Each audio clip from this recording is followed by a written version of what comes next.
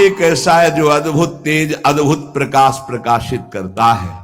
अगर नाम जप का आश्रय ले लो तो बच जाओगे, नहीं तो अर्जुन जी भगवान से पूछते हैं कि कौन है जो ना चाहते हुए बलात् हमसे पाप करवा रहा है।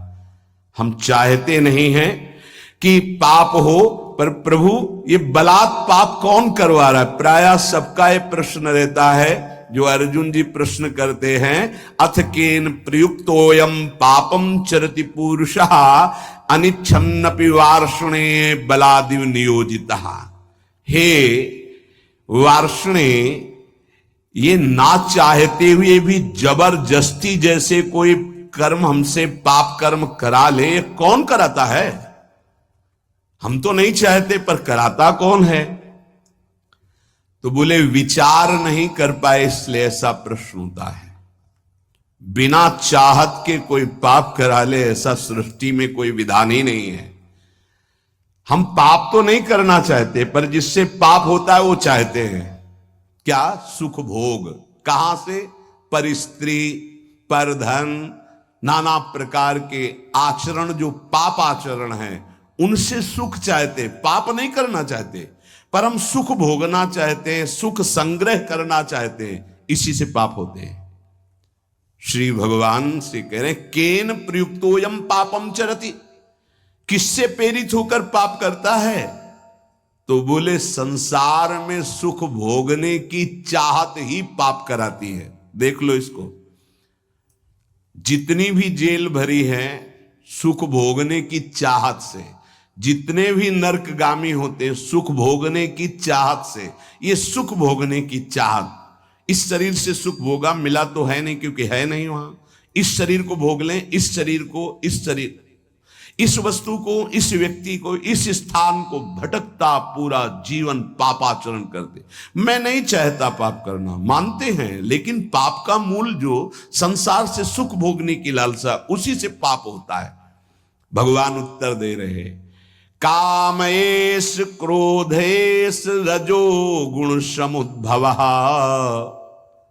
ये महासनो महापापमा विद्धेन मिहि वैरिणम।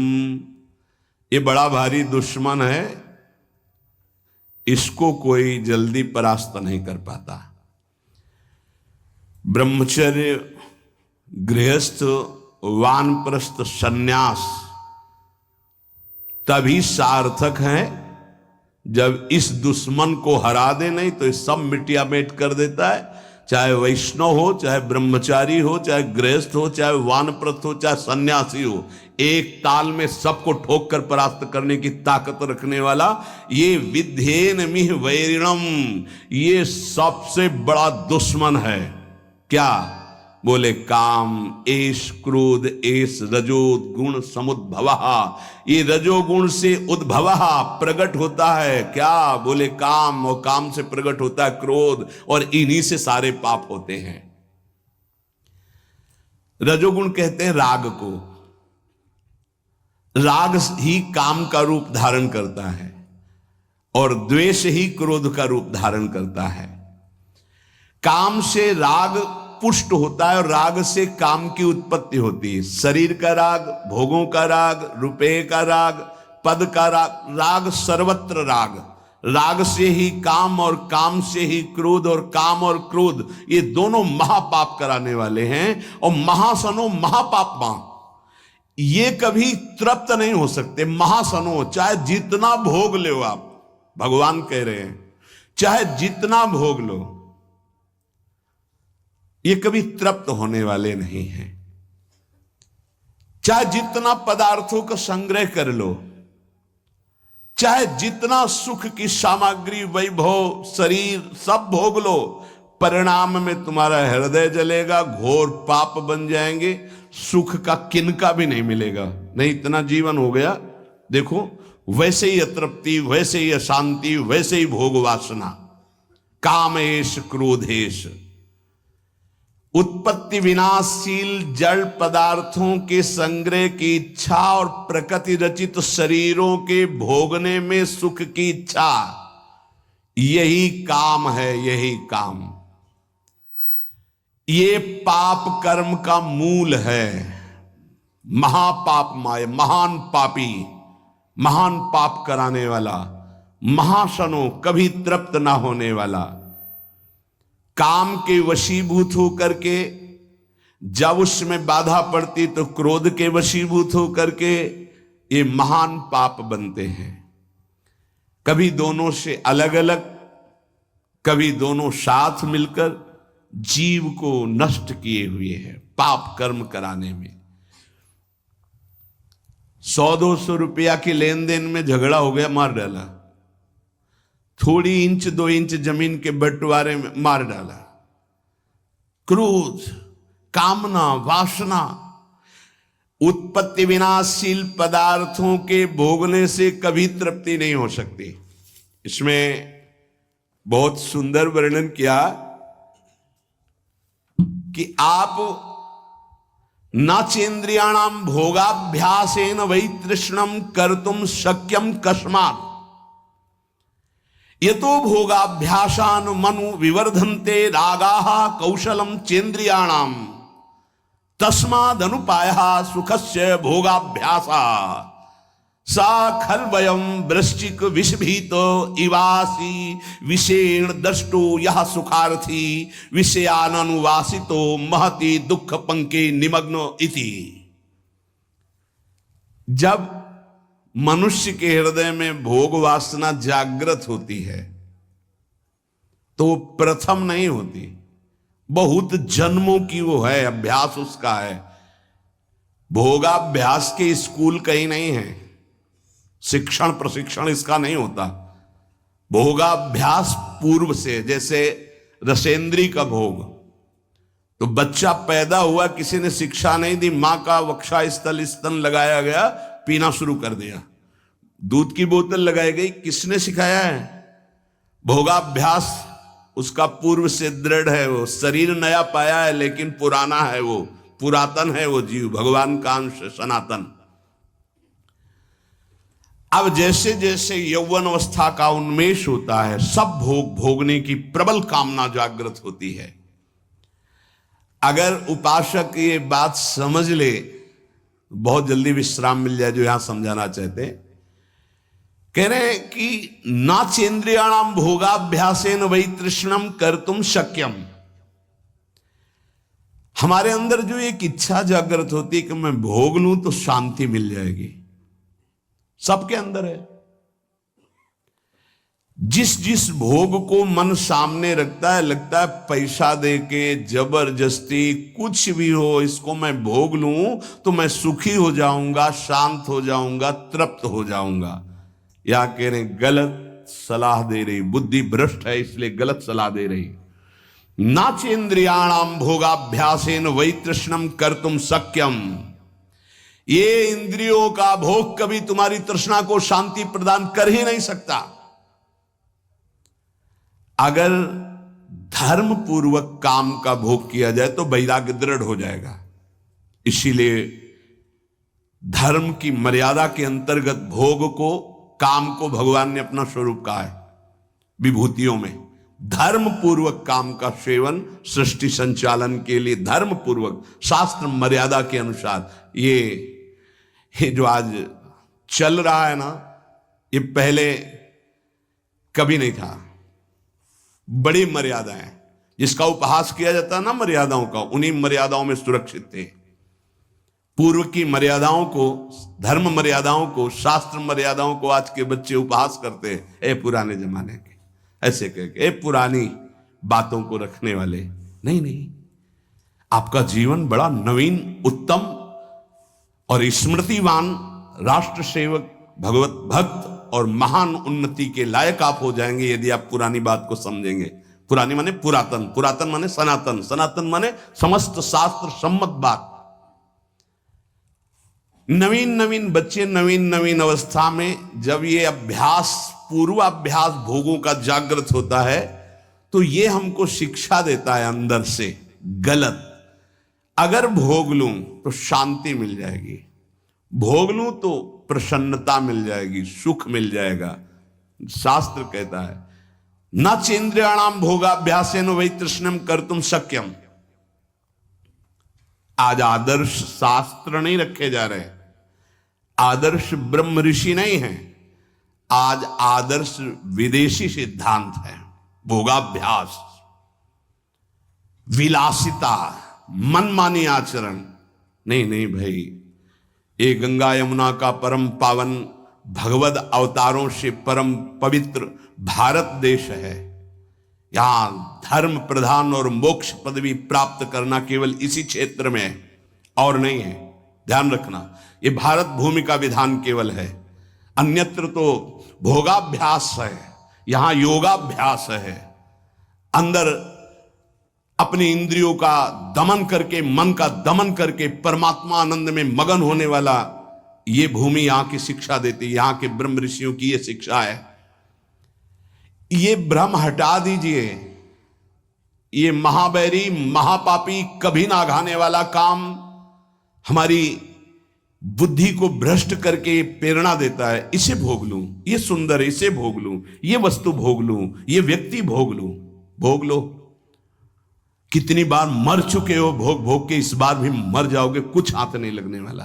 देख लो, अनंत बार भोग चुके, अनंत बार क्या क्या नहीं बने होंगे, क्या क्या नहीं भोगे होंगे। इसी जन्म में देख लो क्या क्या नहीं भोग रहे हो, क्या क्या नहीं भोग लिया, क्या है आपके पास।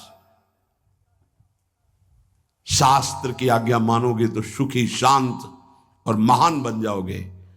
ना चेन्द्रियाणाम भोगाभ्यासेन वैतृष्णम कर्तुम सक्यम, नहीं सामर्थ्य है इंद्रियों की कि तुम्हें भोग में वो शांति प्रदान कर दे, नहीं है। त्यागाच्छांतिरनंतरम, अधर्म पूर्वक भोगा हुआ भोग तृष्णा को बढ़ाकर नरकगामी बना देता है। अशांत चित्त, घोर दुख में जीवन। क्या समझते हो, तुम्हारा अविनाशी शरीर है, कर लो मनमानी। अभी गांठ दर्द, कमर दर्द, आंखों से दिखना कम, चक्कर आ, न जाने कितनी कमियां पैदा हो जाएंगी। गृहस्थी लायक नहीं रहोगे, संसार की सेवा लायक नहीं रहोगे। करो भोगाभ्यास, करो मनमानी आचरण, तो खुद देख लो तुम्हारा स्वभाव क्या होता है, तुम्हारा प्रभाव क्या होता है उस कर्म का, आगे खुद देख लीजिएगा। अब सावधानी की बात कर रहे हैं। यतो भोगाभ्यास मनु विवर्धन्ते रागाहा कौशलम चेन्द्रियाणाम। अब जैसे जैसे वो भोग भोगने में युक्त होता है तो उसकी इंद्रियां भोगाभ्यास के कला कौशल से प्रवीण होती हैं। शास्त्र है, यतो भोगाभ्यास मनु विवर्धन्ते रागाहा कौशलम चेन्द्रियाणाम। ऐसे भोगा, वैसे भोगेंगे, ऐसे भोगेंगे, ऐसे भोगेंगे, ऐसे सुखी हो जाएंगे। वहां चल के वो भोगाशक्ति, विषयाशक्ति उसकी प्रबल होती चली जाती है और अशांति, भोग की चाह प्रबल होती चली जाती है। चला था कि भोग लेंगे तो शांति मिल जाएगी, हो गया उल्टा। तस्माद अनुपाया सुख से भोगाभ्यासा। सुख की खोज चलने वृत्ति आई थी कि चलो भोग भोगेंगे और सुखी हो जाएंगे। कहां, वही तृष्णम कर्तुम शक्यम, तृष्णा बढ़ गई। इसकी सामर्थ्य है भोग की, वो शांति प्रदान कर सके। न जातु कामः कामानाम उपभोगे न शाम्यति, हविषा कृष्ण वर्तमेव भूय एवाभि वर्धते। जो भोगों की लालसा करके भोगों के भोगने में लगा हुआ और सोचता है कि शांति मिल जाएगी, तो ऐसे जैसे अग्नि को सुहाती हुई घी की आहुति दो, कभी वो अग्नि बुझेगी, बढ़ती चली जाएगी। हविषा कृष्ण वर्त में वो भूये एवाभिवर्धते, वो कामाग्नि प्रचंड ज्वाला रूप रख लेगी और भयंकर पाप कराएगी जो तुम सोच भी नहीं सकते, वो तुमसे सोचवाएगी और वो करवाएगी। ये पाप प्रवृत्ति काम के द्वारा। हुआ क्या, बोले सा खलवयम वृश्चिक विष भीतम इवासी विषेण दष्टो यह सुखार्थी विषयानुवासितो महत दुख पंके निमग्न इति। बीछी के डंक के जहर से बचने के लिए विषधर कोबरा के मुख में हाथ डाल दिया। उल्टा हो गया। क्या, हृदय में पहले जलन हुई थी भोग वासना की, तो उसको तो सह नहीं पाया, ये था बीछी के डंक का जहर।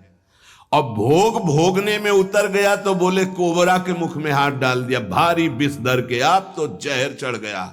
पता नहीं कितने जन्मों में उतरेगा जहर ये भोग वासना का।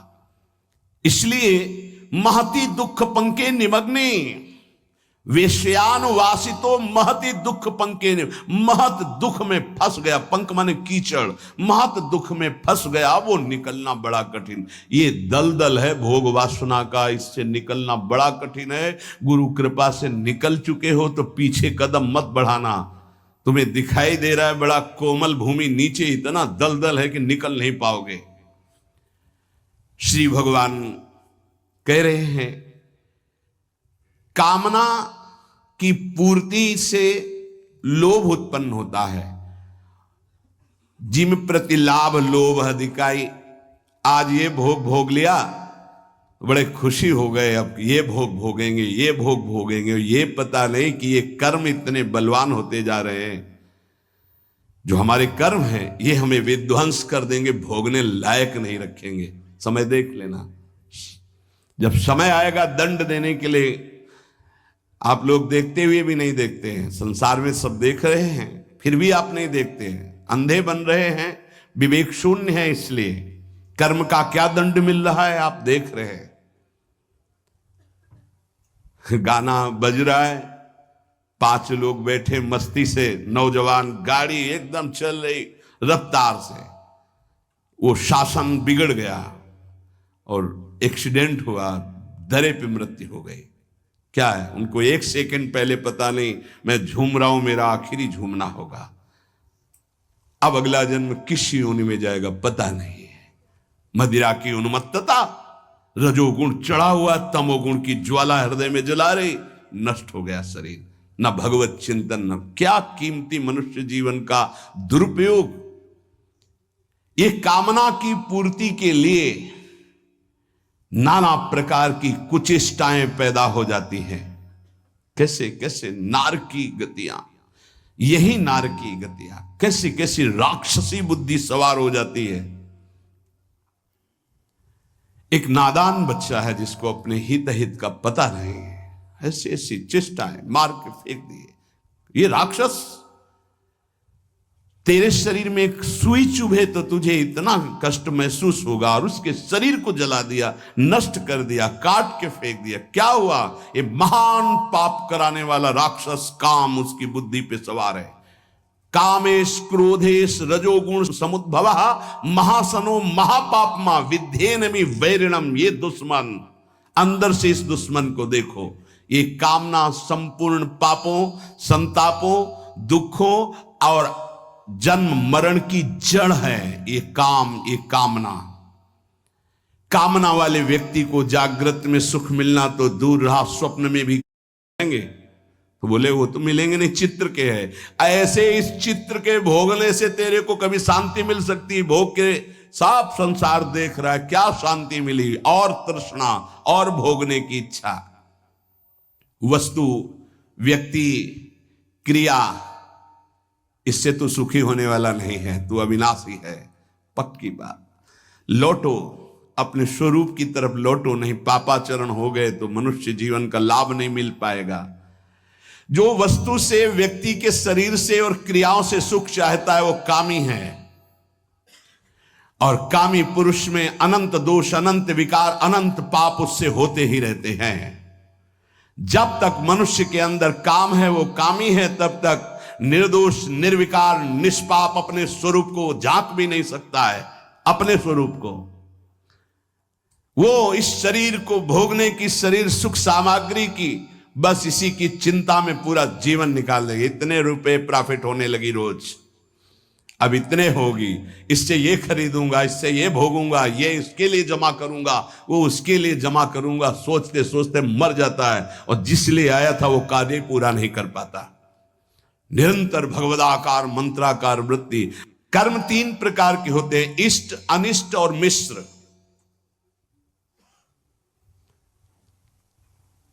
इष्ट जो हमें चाहिए, चाहे जैसे मिले मुझे चाहिए। अनिष्ट, अनिष्ट निषिद्ध कर्म। ए इष्ट तो केवल हमारे हृदय में प्रियालाल ही होने चाहिए। मुझे प्रियालाल चाहिए, बच जाओगे, ये बचा लेंगे। अगर भोग इष्ट हुए तो अनिष्ट हुए बिना रह नहीं सकते। पापाचरण भी करवा के रखेंगे। भोग की चाह कभी सीधे मार्ग में नहीं चलती, जहां से भी मिले वैसे ही भोगने की इच्छा प्रकट हो जाती है। शास्त्र निषिद्ध कर्म, ये मूर्खतावश कहते हैं कि हमारे प्रारब्ध में लिखा था इसलिए हमारा। प्रारब्ध से शास्त्र निषिद्ध कर्म नहीं होते, ये कामना से होते हैं, काम से, अविद्या से, अज्ञान से होते हैं। प्रारब्ध कर्म केवल फल भोग उपस्थित करके निवृत्त हो जाता है, पाप कर्म नहीं कराता। पाप का फल आएगा दुख, पुण्य का फल आएगा सुख सामग्री। वो तुमसे पाप कर्म नहीं कराएगा। प्रारब्ध में इतनी ताकत नहीं कि तुमसे पाप कर्म कराए, वो तुम्हारी मूर्खता है, तुम्हारी कामना है। निषिद्ध कर्म प्रारब्ध नहीं करा सकता, वासना कराती है। प्रारब्ध का फल भोग पीछे जो निषिद्ध हुआ है उसका दुख आएगा, जो पुण्य हुआ है उसका सुख आएगा, लौकिक सामग्री, लौकिक उन्नति। पाप कर्म प्रारब्ध नहीं कराता। ये जो लोग कहते हैं ना कि ऐसा हमारे भाग्य में लिखा था, तो काल ही कर्म ईश्वर मिथ्या दोष लगाए। रजोगुण से एक राग काम पैदा होता है और पापों का खेल शुरू हो जाता है। अब ये हृदय को बहुत बुरी तरह जकड़ लिए है काम ने, बहुत बुरी तरह। देख लो सब ऐसे जैसे किसी ने खूंटे में बांध दिया हो कस के। अब निकलना मुश्किल है, बार बार निकलने की कोशिश करता है, फिर उसी में धंस जाता है काम।